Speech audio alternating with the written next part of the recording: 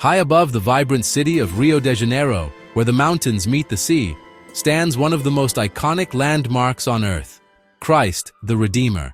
The idea of building a statue of Christ in Rio dates back to the 1850s, when a Catholic priest first suggested placing a Christian monument atop the mountain. But it wasn't until the 1920s, after Brazil became a republic and the church lost its official status, that the idea gained serious momentum. Construction began in 1926, led by Brazilian engineer Heitor da Silva Costa, with help from French sculptor Paul Landowski, who designed the statue's elegant form. The face was crafted by Romanian artist Gheorghe Leonida, giving the statue its serene and compassionate expression. It took 5 years of tireless work before the monument was completed in 1931. Built from reinforced concrete and covered in soapstone tiles, Christ the Redeemer was designed to withstand time and the harsh tropical weather. Each tiny stone piece was hand-fitted, making the statue both durable and beautifully textured, a mosaic of devotion.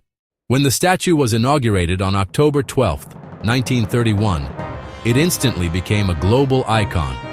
For many Brazilians, it was a symbol of divine protection, arms open to embrace the city and its people. For the world, it became a universal message of peace, love, and redemption.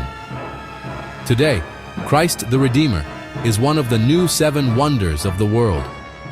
Every year, millions of visitors from around the globe travel to stand beneath its outstretched arms, gazing at the breathtaking view of Rio. It continues to inspire faith and unity, not just for Christians, but for all humanity.